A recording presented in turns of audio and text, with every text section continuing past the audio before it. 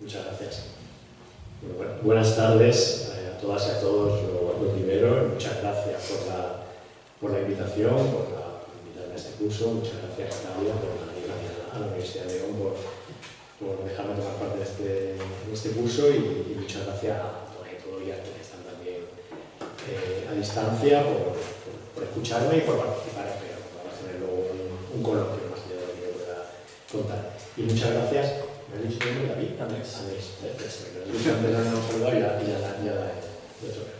Bueno, te estaba escuchando que te he dicho que tengo 8 novelas publicadas. Estaba yo echando la cuenta mental, pensaba que tenía alguna menos, pero no, es que me ha sonado muchas novelas, 8 novelas y porque estoy además escribiendo una novela. O sea, yo iba a empezar contando que vengo aquí, que vengo a León con los dedos calientes, porque estoy escribiendo ahora, estoy en plena escritura de la que espero sea mi próxima novela, la novela.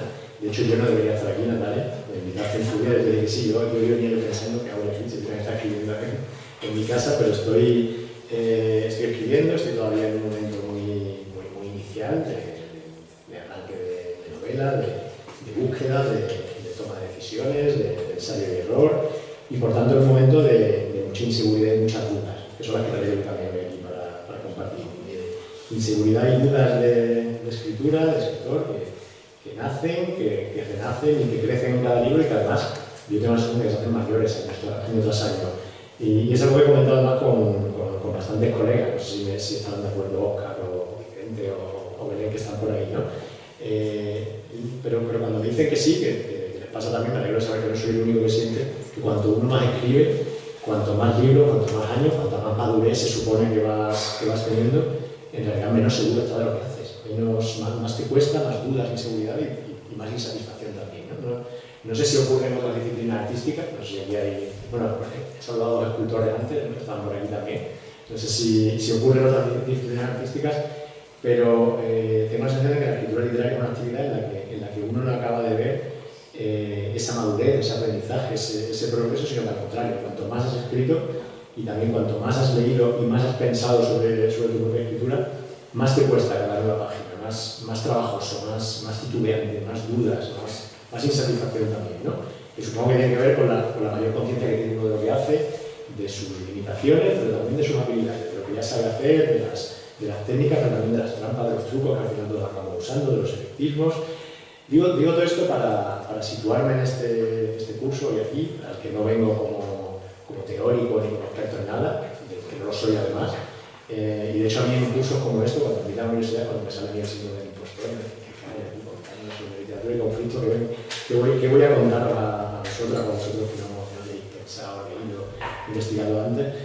Yo claro que vengo como escritor, pero además como escritor en ejercicio, en pleno ejercicio, como escritor que estoy ahora en el arranque, como digo, de una novela, de modo que lo que cuente aquí, lo que compartamos luego, lo que podamos hablar, lo que podamos discutir, a mí no me interesa desde un punto de vista teórico, sino que es parte de mi práctica ahora mismo, ¿no?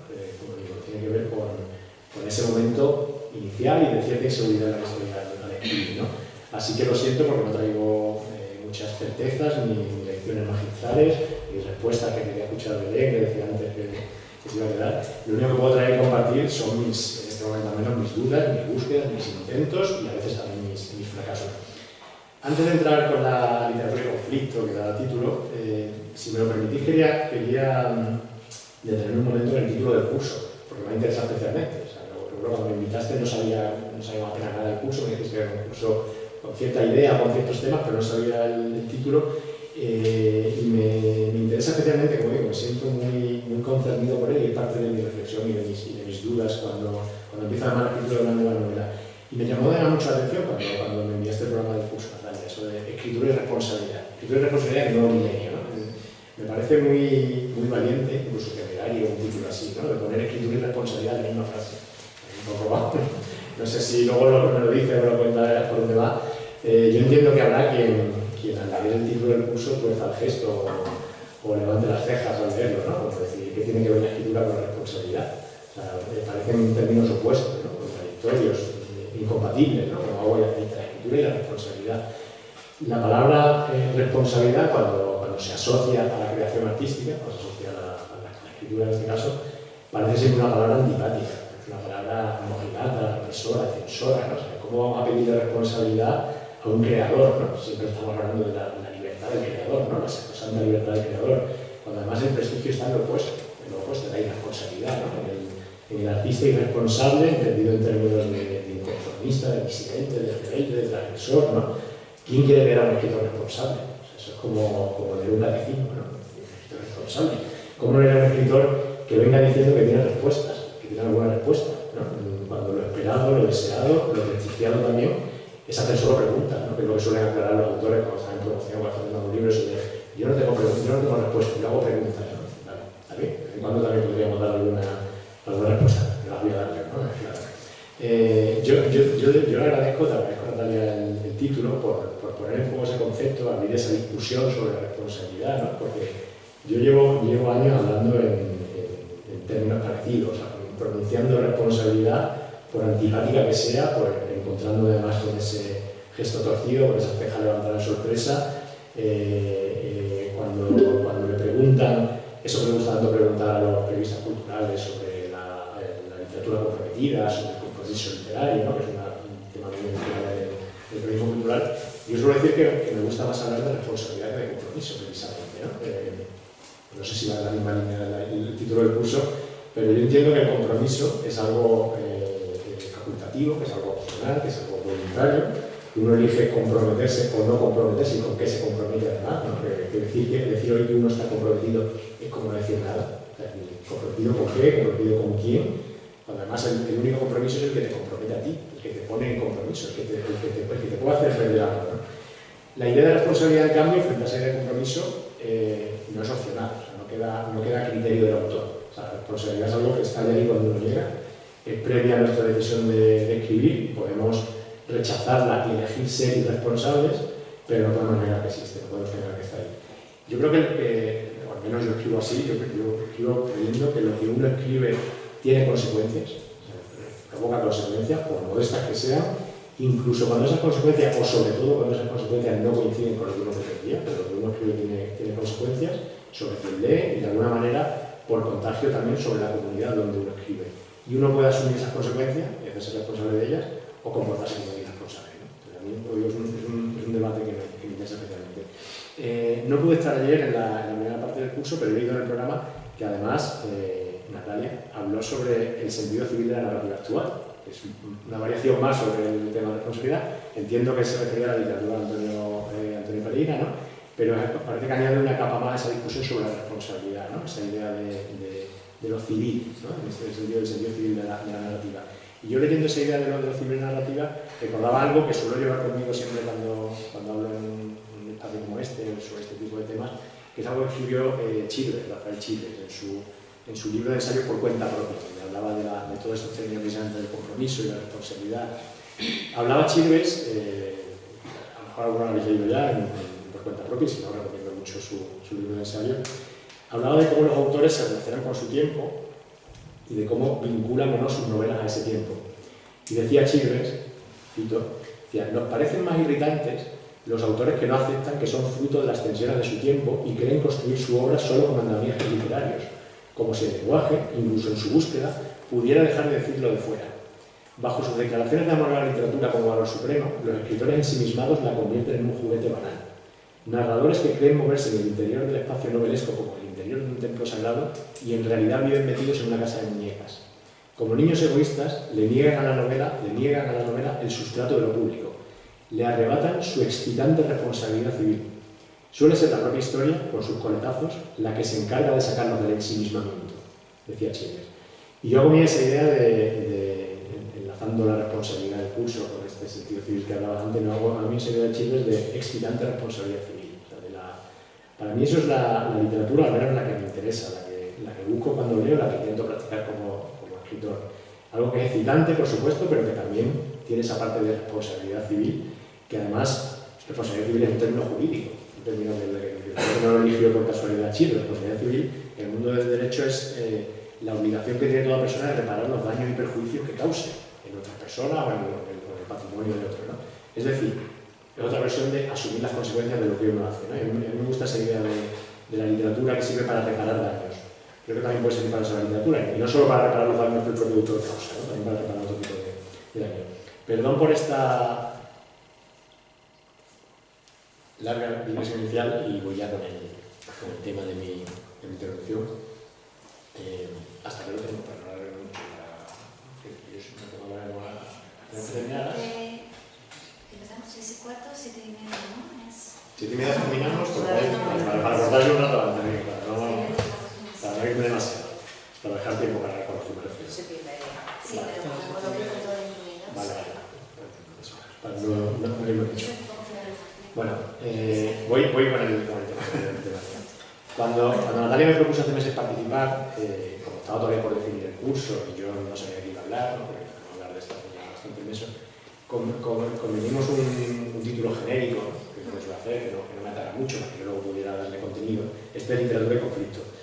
Pero llegado el momento, la verdad es que el título me va perfecto para la reflexión que voy a traer hoy, precisamente en el momento en el que me encuentro, en el momento de escritura de una novela. Incluso yo enmendaría y cambiaría ligeramente el título y le cambiaría por ¿dónde está el conflicto? O más exactamente, ¿dónde está el conflicto en esta novela? Que es la pregunta, que es una pregunta además que la he oído varias veces en los últimos tiempos, pero en un sentido muy diferente al que yo quiero darle hoy, pero que me va a servir para esta reflexión, esa pregunta de ¿dónde está el conflicto en tu novela?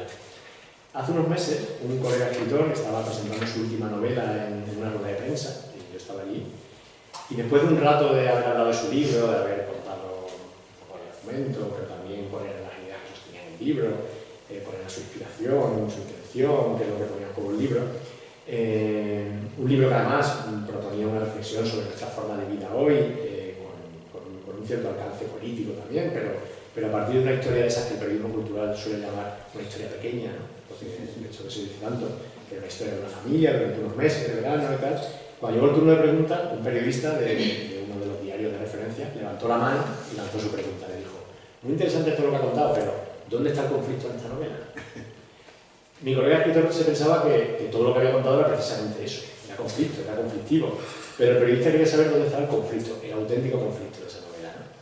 Poco después me volví a encontrar la misma pregunta, en este caso hablando con una editora amiga precisamente sobre el libro que estoy ahora escribiendo. Yo le conté un poco por dónde iba esta vez, cuando era solo una idea, y después de contarle esta novela que quiero escribir o que intento escribir ahora, me dijo, me gusta mucho, pero ¿dónde está el conflicto? Esa pregunta, que es la que muchas veces escuchamos también a espectadores de series, a críticos cinematográficos, ¿no? ¿Dónde está el conflicto? ¿Dónde está el conflicto de esta serie? ¿Dónde está el conflicto de esta película? Por supuesto, no estamos hablando del mismo conflicto que yo estoy aquí, a lo que se refería el periodista o la editora o tantos críticos. Esa es una idea de conflicto narrativo.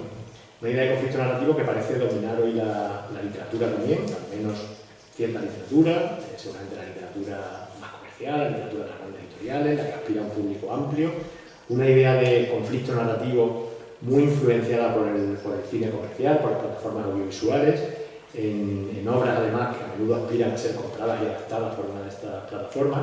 Y esa idea, que es una idea muy de manual de guión, de manual norteamericano de guión, ¿no? Esa idea de que toda narración tiene que ofrecer un conflicto, igual que tiene que tener arcos narrativos de los personajes, que es algo de lo que ya acaba de hablar los editores también, ¿no? Que tienen que tener giros argumentales, ¿no? Los plot twists estos que también vienen del mundo de las plataformas, que tienen que tener una intriga llena de sorpresas que nos haga suplicar a quienes han leído no me hagan spoiler, ¿no? Una de las frases más odiosas de nuestro tiempo, que se aplicamos ya también a las novelas, ¿no? Una buena novela, si te hacen spoiler, sigue siendo una buena novela, pero estamos todos ya llevados, como digo, por esa narrativa. Como digo, novelas, tramas, argumentos, que tienen que tener conflicto, que tienen que tener su narrativo, que tienen que tener su plot twist y que tienen que tener, por supuesto, su momento what the fuck. No sé si habéis visto la última película de Nanni Moretti, ¿alguien la ha visto aquí? Bueno, os recomiendo que la veáis, la última película de Nanni Moretti, que se llama El Sol del Futuro. Hay un momento, es una película muy recomendable por muchas cosas, pero hay un momento muy cómico que tiene que ver con esto precisamente, con este tipo de narrativa a la que nos estamos acostumbrando a consumir, pero también a crear. Hay un momento en que Nanni Moretti, que situáis, ¿no? El director italiano, barba, caro diario, Nanni Moretti hace de un director como él mismo, ¿no? De un director de cine independiente, y hay un momento en que va a una reunión con ejecutivos de Netflix, además lo llaman directamente Netflix de la película, ¿no? Que estaban interesados en producirle su película, ¿no? Y entonces los ejecutivos de Netflix han leído su guión, están sentados a uno lado de la mesa, ¿no? Los ejecutivos bien, y han leído su guión, le empiezan diciendo eso que dicen los de Netflix siempre de nuestros productos se ven en 190 países, tal, tenemos cuantos espectadores, y entonces le dicen, nos ha interesado mucho su proyecto, pero tenemos algunos problemas con su guión, ¿no? Dice,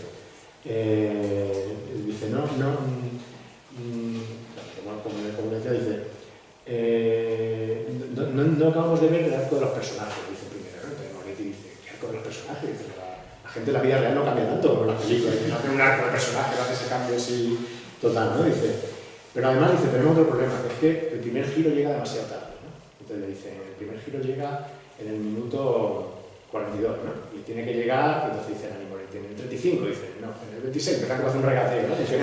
Porque los de Netflix tienen estudiado en qué momento tiene que llegar el giro, ¿no? Para que el espectador no se vaya, ¿no? Para que el espectador siga. Y le acaban diciendo, pero de todas formas tiene un problema mayor. O sea, no vemos dónde está el momento what the fuck de este guión, ¿no? Entonces Nani Moretti dice, what the fuck, ¿no? ¿De qué está hablando, ¿no?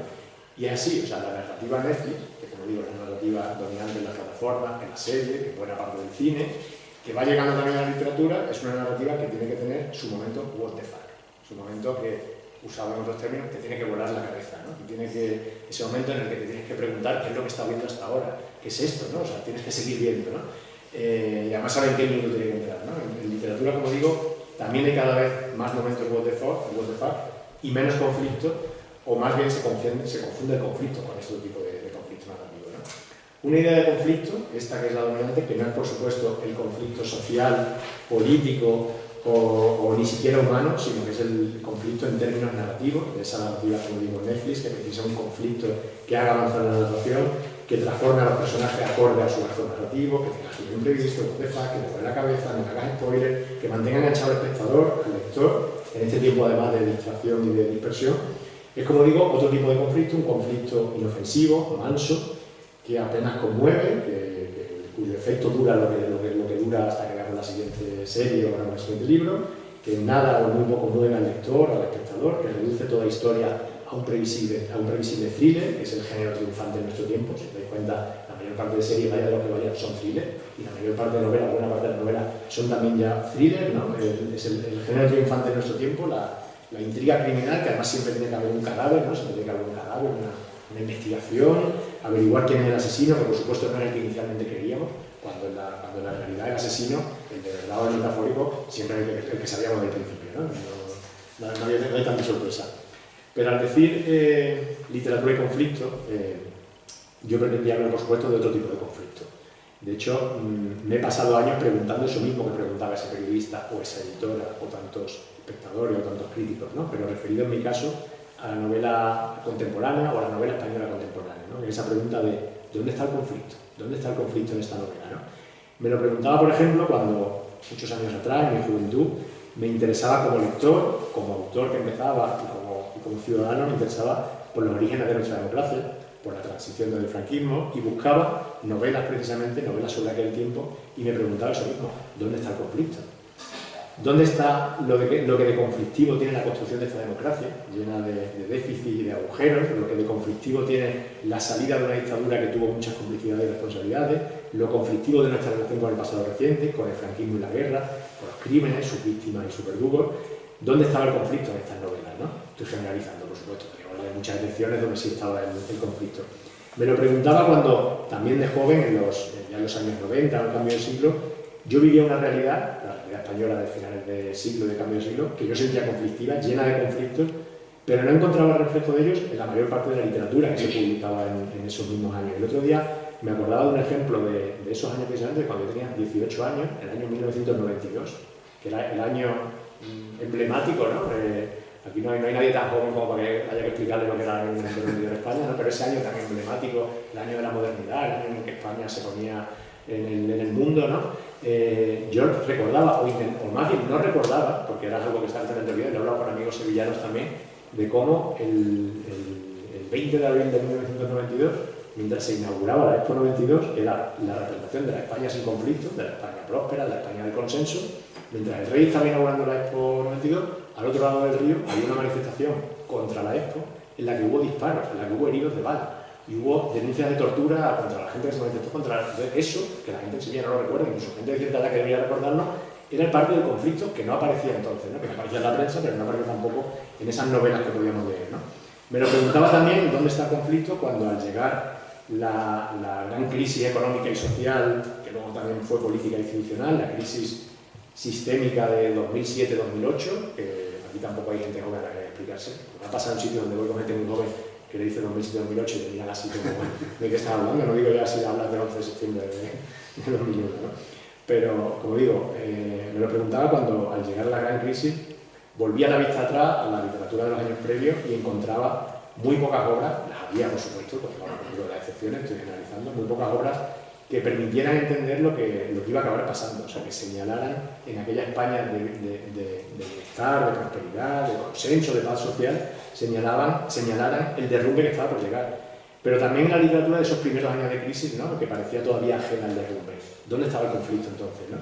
Todavía a veces me lo pregunto, aunque tengo que decir que cada vez menos, porque yo sí creo que después de la crisis de 2008, sí creo que se ha producido un cambio en nuestro medio cultural. O sea, ya sea porque, como decía Chirves, cuando hablaba de los autores ensimismados, decía que la historia con sus coletazos nos ha acabado sacando del ensimismamiento, o sea porque han llegado nuevas generaciones de autores, y especialmente de autoras nacidas en los 80, en los 90, o ya en el nuevo siglo, que son los nativos precarios, que no han conocido otra cosa que crisis en su vida, y que están proponiendo, yo creo, obras que sí que contienen conflicto, y no solo el conflicto en versión Netflix, ¿no?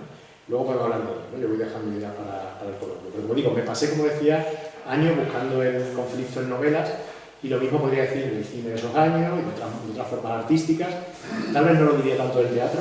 Yo creo que el teatro sí ha seguido siendo en democracia mucho más político y conflictivo que otras formas de creación, pero me refiero en líneas generales a la cultura de la democracia, ¿no? Eso merecería un curso entero de la universidad, un curso entero de verano para discutirlo, no me voy a extender ahora, pero en líneas generales y sin olvidar las muchas excepciones, los márgenes, la resistencia, la contracultura que siempre ha existido, yo diría que la cultura española de la democracia ha sido durante décadas mayoritariamente conflictofóbica, o sea, que evitaba, que temía, que huía del conflicto o de cuanto de conflictivo había en nuestra realidad. Como digo, es un debate largo y tendríamos que hablar de la forma en que se hizo la transición, y también la transición cultural, el paso de la dictadura a la democracia, de la desactivación de una cultura de resistencia conflictiva, esta sí, que existió en la dictadura, aunque fuera minoritaria, que fuera marginada, perseguida, represaliada, pero que al llegar la democracia fue desactivada o mandada a los márgenes, porque en democracia no hace falta resistir, ¿no? Necesitamos una cultura de resistencia, porque en democracia ya no hay conflicto, o se puede resolver por vía democrática, ¿no? Eso creíamos, ¿no? Tendríamos que hablar, como digo, del lugar que la joven democracia española le dio a la cultura, de cómo la cultura cambió su relación con la realidad, con los lectores, con los espectadores. Era aquello que, referido a la novela de la democracia, dijo una vez con bastante gracia Ignacio Echevarría, cuando hablaba del paso de la novela social a la novela sociable, y a la novela que busca seducir antes que incomodar al lector, ¿no? Pero como digo, ese es un debate largo que nos desviaríamos mucho. Lo dejo ahí también por si luego queréis que lo hablemos en el coloquio. En definitiva, ¿dónde está el conflicto? Yo me lo sigo preguntando, ahora no ya como lector, sino como autor. Me lo pregunto hoy mismo, escribiendo la novela en la que estoy ahora trabajando, con todas mis dudas e inseguridades de la que hablaba al principio. ¿Dónde está el conflicto en mi novela? ¿De qué manera escribir el conflicto? ¿De qué manera escribir lo conflictivo? ¿Cómo hacerlo sin seducir, sin que el lector se acomode? ¿Qué estrategias, qué decisiones podemos tomar para una literatura que no quiera evitar el conflicto, que no sea conflictofóbica, como toda esa de la que hablábamos antes? Una literatura que sea en sí misma conflictiva y que por tanto proponga una lectura conflictiva también. Dicho de otra manera, ¿de qué manera escribir nuestro tiempo? ¿De qué manera escribir la realidad? Sin entrar a discutir ahora qué entendemos por realidad, porque ahí necesitaríamos otro curso para ver qué entendemos por realidad. Vamos a darlo por compartido o con una convención para que podamos avanzar en esta charla, pero ¿de qué manera escribir esta realidad? ¿De qué manera escribir una realidad que se resista a ser contada, que a veces parece inenarrable, para la que a menudo no nos valen muchas de las herramientas que teníamos, una realidad que parece que necesita una nueva escritura, necesita nuevas formas de escritura? Pero si uno se pregunta cómo narrar la realidad por conflictiva que sea, la respuesta sale sola, no sale fácil y automática, pues con novela realista, ¿no? Eso está, ¿no? La novela realista, ¿no? Preguntas por la realidad, pues la respuesta es el realismo, ¿no? Ya está, problema resuelto, ¿no? Podemos pasar a otra cosa, ¿no? Pero no tan rápido. Yo creo que la realidad ha cambiado, pero no ha cambiado tanto el realismo literario, o cierto realismo literario, ¿no? Yo tengo muchas dudas como autor y también tengo problemas como lector frente a cierta novela realista que se maneja todavía, yo creo, en categorías y códigos de un realismo de otro tiempo, un realismo de otra realidad, que remite a formas, como digo, del pasado y que se ha vuelto convencional, que se ha vuelto nada conflictiva, ¿no? Y tampoco quiero ser categórico ni impugnar toda la novela realista, ¿no? Comparto mis dudas como lector y al contrario, claro que no tengo ningún prejuicio con el realismo en las artes, al contrario, me reclamo de esa tradición, lo considero también mi familia, ¿no? De ahí vengo o de ahí quiero venir. Mi problema con el realismo, con cierto realismo, como digo, estoy generalizando y seguramente estoy siendo muy injusto, pero me estoy refiriendo a cierto tipo de literatura, tienen que ver además con un cierto malentendido, o lo que llamaríamos el malentendido realista, que es que el realismo formal en literatura es hoy el dominante. O sea, basta ir a cualquier librería o a las listas de libros más vendidos y nos encontramos que la mayor parte formalmente son novelas realistas. De un realismo clásico, de un realismo incluso decimonónico, diríamos, ¿no? En muchos casos, ¿no? Pero yo creo que es un realismo con poca realidad o un realismo incapaz de narrar la realidad de hoy. Yo creo que ese es el malentendido, el pensar que por ser realismo tiene algo que ver con la realidad, o con esta realidad, ¿no? Yo creo que es un realismo inofensivo, es lo que el crítico James Wood, cuando analiza el realismo, precisamente llamaba realismo comercial, la marca literaria de nuestro tiempo. Un realismo que a veces se dice galdosiano, y no siempre se dice en sentido despectivo, pero cuando se usa como elogio también es un elogio envenenado, ¿no? Porque yo creo que si Galdós viviera hoy, no sería galdosiano, o sea, no lo sería en ese sentido, que no escribía ese tipo de novela del 19, no escribía ese tipo de novela galdosiana. Galdós hoy sería radicalmente moderno, como lo era entonces, ¿no? Ese realismo formal, convencional, comercial, es que luego si queréis podemos dar algún ejemplo del coloquio, para que no sea aquí hablar por hablar, ¿no? No nos suele servir para narrar la realidad en tiempo en que la realidad ha cambiado, en que la realidad se ha complejizado, se ha sofisticado, es una realidad muchas veces inasible, monstruosa, que se resiste a ser narrada, que puede ser incluso inenarrable en alguna de sus manifestaciones. Frente a esa realidad conflictiva en sí misma, más que poblada de conflictos, yo creo que no nos valen las fórmulas de ese realismo clásico, sino que necesitamos otra escritura y necesitamos otra lectura también, ¿no? Ese realismo que siguiendo otra vez a Wood, ¿no? A James Wood, dice, ese realismo que no se refiere a la realidad. Dice, el realismo no es realista. El realismo es un sistema de códigos convencionales, una gramática tan ubicua que no notamos la forma en que estructura la narrativa burguesa, ¿no? Ese realismo que, siguiendo a Frederick Jameson, se ha vuelto estructuralmente conservador y de carácter antipolítico. Volviendo a Chirves, yo siempre recuerdo una distinción que él hacía entre ser testigo o síntoma. Uno de sus textos también, ¿no? habla de cómo los escritores pueden ser testigos de su tiempo o síntomas de su tiempo, ¿no? Si el escritor no es testigo de su época, acaba convirtiéndose en síntoma de la misma, ¿no? Y yo añadiría que a veces ser únicamente testigo puede acabar convirtiéndose también en síntoma, por lo cual igual necesitamos ser algo más que testigos, ¿no? en un momento como el que vivimos. Siguiendo a Wood una vez más, porque me interesa su lectura de la novela realista, dice, el realismo convencional se ha convertido en una especie de reglamento invisible, de modo que ya no notamos su artificialidad. Uno de los motivos para ello es económico. El realismo comercial ha acaparado el mercado, se ha convertido en la marca más potente de la ficción. Y apunta además a cómo el estilo realista se acaba convirtiendo en género, ¿no? En el género realista. Dice, cuando un estilo se descompone, se aplana y se convierte en un género, entonces en realidad se convierte en una serie de gestos y técnicas que suelen carecer de vida. Todo eso, insisto, bajo ese malentendido del que participamos los lectores de creer que la realidad es lo que sale en las novelas realistas, ¿no? Y yo hoy suelo recordar siempre un poema de Jorge Reichmann, que lo leo, que es muy cortito, que dice, hablando del realismo precisamente, del realismo fotográfico, dice: está claro que la novela nunca fue mero reflejo fotográfico de la realidad.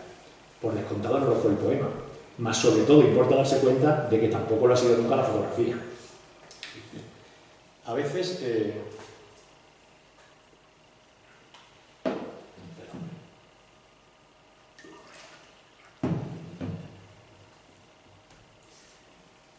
Yo creo que son muchas las realidades o las capas de la realidad que hoy se resisten a ser narradas, ¿no? Y podemos pensar en muchas de ellas. O sea, pienso en la violencia, en las muchas manifestaciones que toman la violencia, en la desigualdad, en la precariedad, que hace tiempo que ya no es una precariedad laboral o económica, que es una precariedad vital.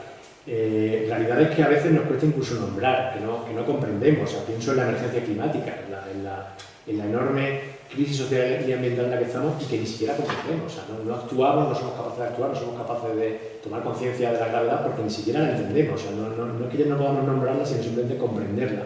Que es eso que dicen algunos autores como Daniel Kahneman, que es pesimista en cuanto a que seamos capaces de, a que seamos capaces de actuar frente al cambio climático, porque dice que los seres humanos somos incapaces siquiera de pensar el cambio climático, porque en sí mismo, por las características del cambio climático, choca contra nuestros sesgos cognitivos, ¿no? Contra nuestros sesgos cognitivos que nos han acompañado a lo largo de la evolución, ¿no? Y frente a esa realidad de conflictos que se resisten a ser narrados, pero con los que vivimos, ¿no? Yo creo que tenemos necesidad de narrar, tenemos necesidad de dar forma narrativa a nuestras vidas y al mundo. O sea, somos, lo hemos sido siempre, lo seguimos siendo, somos animales narrativos, hemos evolucionado, hemos llegado hasta aquí contando. Nuestro pensamiento tiene base narrativa, o sea, cuando queremos explicar, cuando queremos informar de algo, cuando queremos entender algo, le damos forma de relato. Contamos algo y lo damos con su presentación, nudo y desenlace, con su progresión cronológica, con su intriga, yo diría que hasta con su conflicto, su arco, su plot twist y su what the fuck, ¿no? Cuando contamos algo, ¿no? Cuando queremos contar algo a alguien, ¿no? Eso que vamos administrando la información. La crisis que vivimos hoy, la crisis en un sentido mucho más amplio, una crisis de época que vivimos, es también una crisis de relato, es una crisis de pérdida de relato, del relato colectivo como sociedad, pero también el individual, el relato de vida, el ser capaz de contarnos. O sea, es una quiebra narrativa que tiene que ver con la falta de continuidad de nuestras vidas precarias, fragmentadas, dispersas, rotas, la sensación de que no somos dueños de nuestras vidas, de que no tenemos control sobre ellas, en la línea que estudiaba ya hace muchos años Richard Sennett de la corrosión del carácter, ¿no? Esa sensación de que las vidas, de que escapan nuestro control, nuestras propias vidas, de que no tenemos ni siquiera el control narrativo de nuestras vidas, de ser capaces de contarlas, ¿no? Y de ahí la frustración y el desconcierto ante realidades que se resisten a ser narradas, que nos dejan sin relatos, ¿no? Entonces yo creo que estamos también necesitados de una restitución narrativa. De modo que necesitamos, que buscamos y a veces encontramos nuevos relatos para esta nueva realidad, ¿no? Para entenderla, para narrarla, también para transformarla, y ahí es donde pueden jugar un papel las ficciones, las novelas, en el caso que nos ocupa. Pero aclarando, yo siempre aclaro, recordando la importancia relativa o secundaria del relato, ¿no? Necesitamos relatos, sí, necesitamos cambiar el relato, pero sobre todo necesitamos cambiar la realidad, ¿no? Que a veces nos quedamos mucho en la discusión del relato, de cambiar el relato, ¿no? Yo insisto en la importancia de los relatos sin perder de vista que no es el frente más importante, en el que tenemos que poner toda la energía y dedicar toda nuestra fuerza a crear nuevos relatos, a cambiar el relato, ¿no? Es el activismo, es la acción política, son las luchas sociales, son los actos heroicos, de los que hablaba Belén antes también, los que provocan cambio, no los relatos, ¿no? Que a veces insistimos mucho en la batalla del relato como si hubiésemos perdido otras batallas, como si hubiésemos perdido otras batallas, como si dijéramos, ya que no podemos cambiar la realidad, vamos a cambiar por lo menos el relato, ¿no? Por eso también tenemos que tenerlo claro, ¿no? Resulta, por supuesto, ingenuo creer que los relatos que nos contamos, que nos cuentan, por sí solos puedan cambiar la realidad, pero sin ellos tampoco la cambiaremos. O sea, sin ellos no vamos a ser capaces de movilizar la rabia y el deseo necesarios para ilusionarnos y para pasar a la acción que necesitamos hoy, ¿no? Lo dice Jaume Peris en su propuesta de una nueva imaginación política, dice: si la novela quiere intervenir en su tiempo, no puede limitarse a desmontar el relato neoliberal, sino que debe atreverse a proponer relatos, imágenes, ideas, construir voces y subjetividad alternativas, articular relatos de forma victoriosa del antagonismo social. Es decir, no quedarse, volviendo otra vez a Chirve, en ser testigo, no conformarnos con ser solo testigos, ¿no? Intentar ser también agente. Retomo la pregunta que vengo arrastrando, de hora, y que recuerdo, no me interesa de un plano teórico, sino que la tengo hoy sobre la mesa, escribiendo, que es la de cómo contar lo conflictivo de nuestro tiempo, cómo contar una realidad que se resiste a ser narrada. Por un lado, cómo contar lo que se resiste a ser contado, como decía, lo inenarrable, lo que no tiene códigos narrativos claros, lo que nos falta al relato. Y la crisis climática sería el caso más claro, seguramente también hay otras realidades inenarrables, ¿no? Pero sería el caso mejor más extremo. Pero por otro lado también, cómo contar lo que ya se ha contado tantas veces, pero que sigue necesitando ser contado, y que se encuentra un lector que, como decía León Felipe, ya se sabe todos los cuentos, ¿no? Cómo contar aquello que ya nos lo han contado y que parece que ya no necesitamos leerlo, ¿no? Para ambas preguntas, yo avanzo mi respuesta, que luego ampliaré, que tiene más que ver con el cómo y con el qué, con la forma, con las decisiones estéticas, que son por supuesto también decisiones éticas, ¿no? Con la forma de escritura y por tanto con la propuesta de lectura.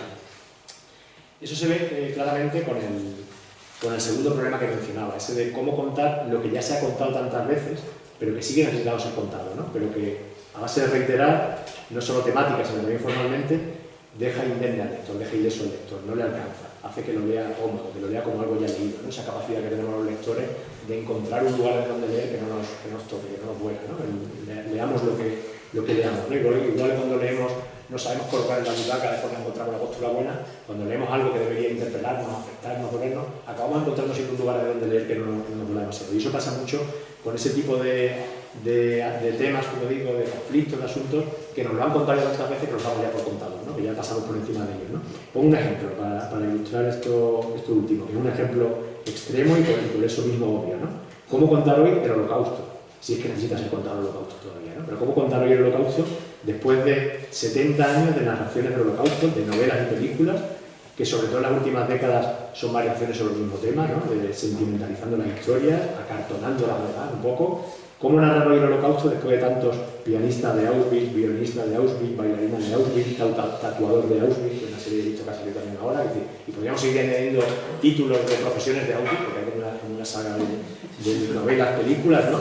En lo que ya, como digo, es un subgénero de historias humanas en medio del horror, ¿no? De una forma, uno de los acercamientos posibles a Auschwitz.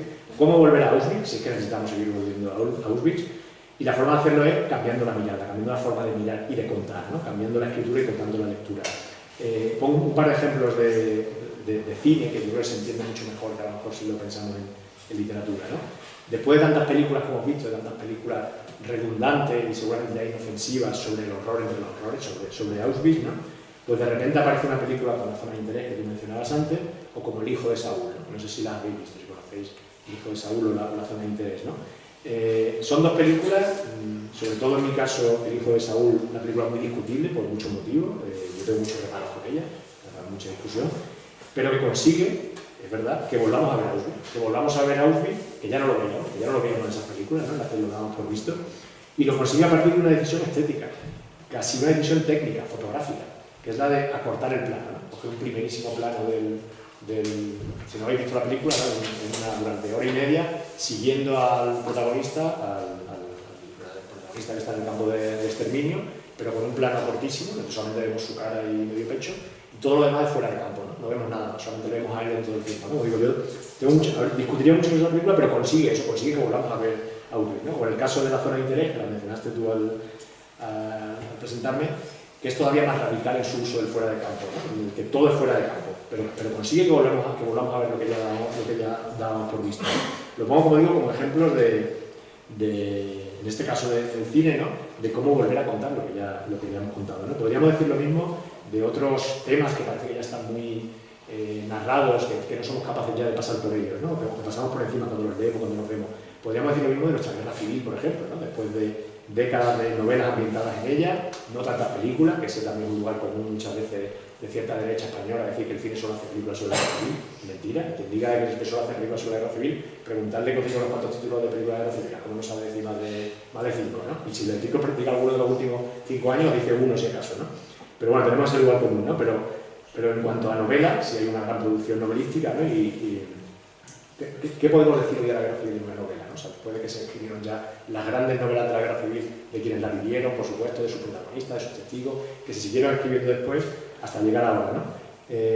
¿Cómo se puede seguir escribiendo hoy de la guerra civil española, ¿no? Y sin embargo vemos que van llegando, precisamente por parte de autores muy alejados de aquel tiempo, de nuevas generaciones de escritores, de la generación de los nietos o hasta de los bisnietos, que proponen otra mirada al pasado, que proponen otra mirada a lo que tiene de conflictivo ese pasado desde el presente, además, ¿no? Desde otras fórmulas, de otro tipo de novelas, que son las propias, como digo, de los nietos, de los bisnietos, que miran de otra manera y que nos permiten de pronto volver a mirar la guerra civil, ¿no? Estoy pensando en el libro que ahora está sonando tanto, yo no lo he leído todavía, podéis discutirlo si lo habéis leído, de La península de las casas vacías, no sé si lo ha leído alguien, ¿no? De Daniel Uclés, que es un autor de 20 y tantos, 30 años, que de repente propone una mirada diferente a la guerra civil, un propio de muchos jóvenes. Estoy pensando también en Carcoma, de Laila Martínez, que es un relato de una especie de cuento de fantasmas que también nos ofrece una mirada diferente sobre el pasado, ¿no?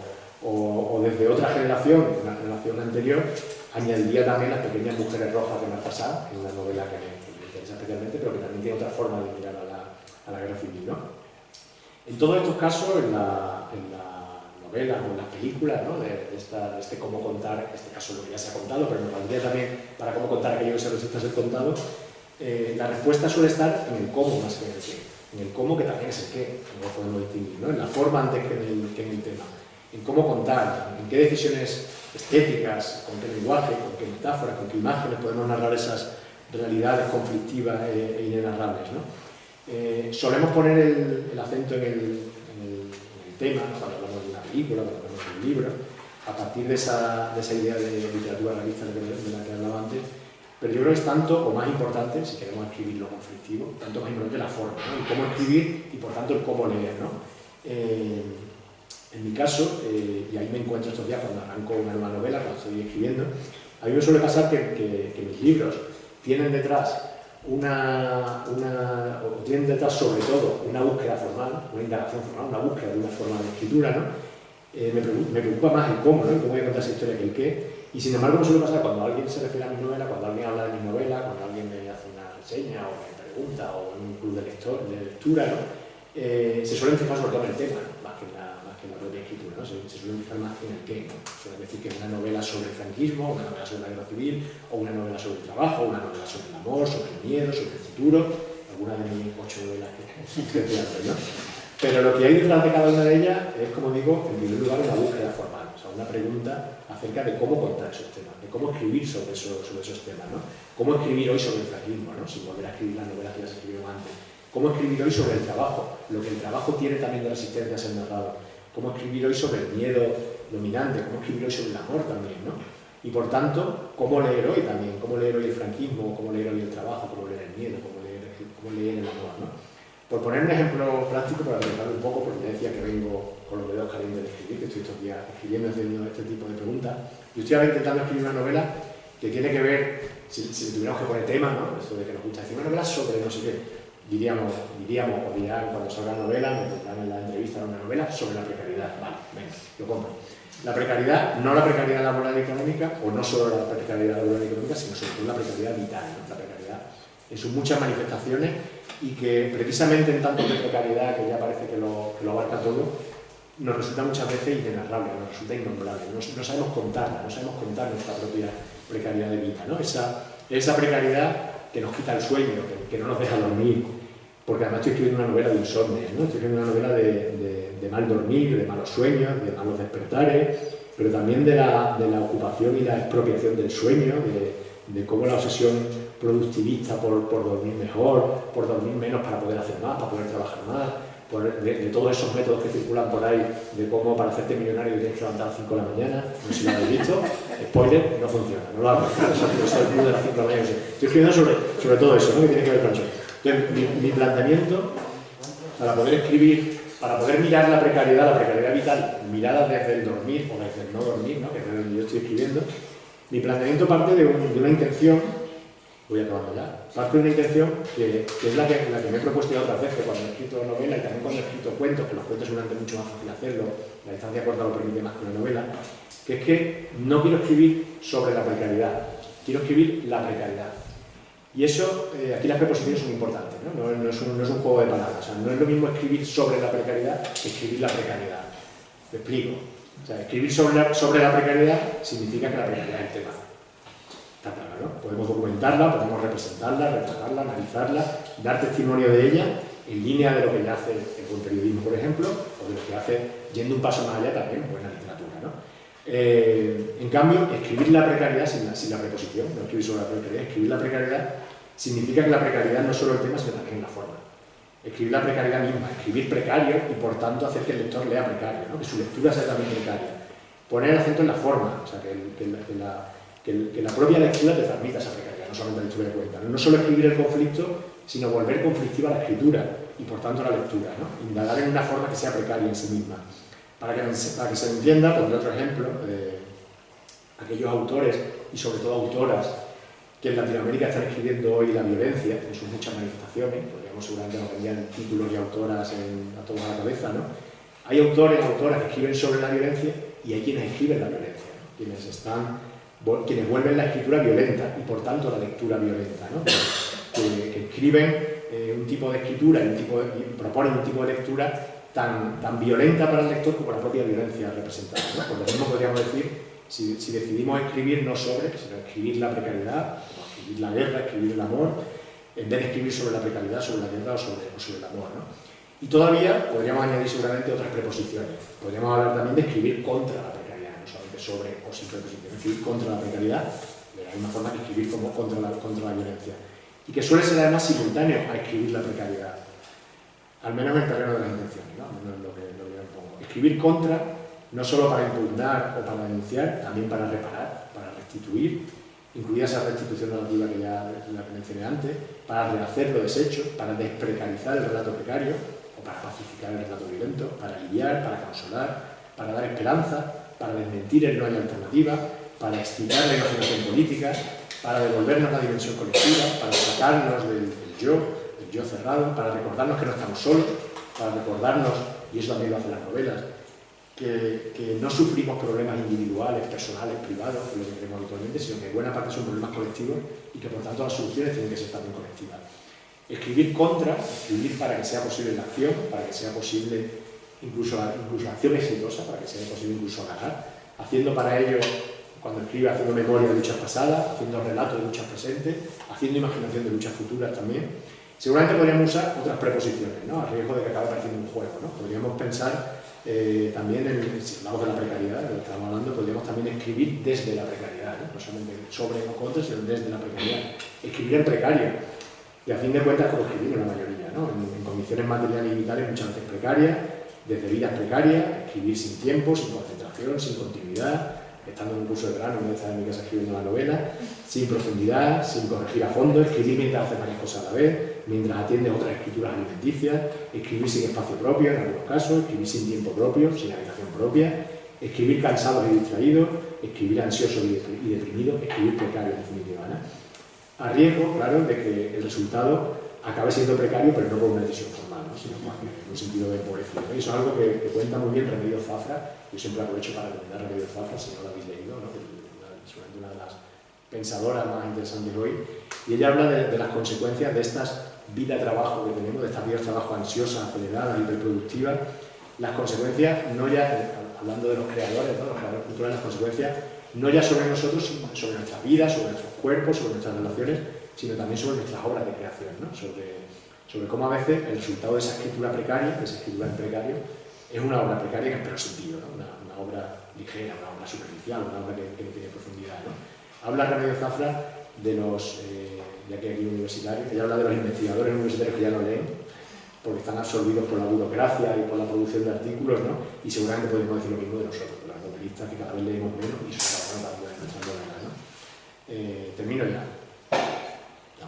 Dice, este escribir la precariedad en vez de sobre la precariedad o sobre cualquier otro tema, esa búsqueda formal, esa importancia del cómo, que no es diferente al qué, sino que es el mismo qué, y que no es una, que no lo traigo como una fórmula, no es necesariamente una fórmula generalizable, son mis búsquedas y mis intentos, no quiere decir que esa advertencia que suele hacer no lo hagan en sus casas, ¿no? No hace falta que todo el mundo tenga que escribir la precariedad en vez de sobre la precariedad. Eso, como digo, que está detrás de mis libros y que luego, pues, a los lectores les corresponde valorar si me quedo en el terreno de las intenciones o si consigo algo, ¿no? Pero bueno, es lo que he hecho en algunas de mis novelas y lo que he hecho sobre todo, como decía antes, en los cuentos, que sí que permiten ese tipo de experimentos, y es a lo que me dedico estos días, escribiendo, ¿no? A buscar la forma para escribir, no sobre la precariedad, sino escribir la precariedad. No escribir sobre el insomnio, sino escribir el insomnio.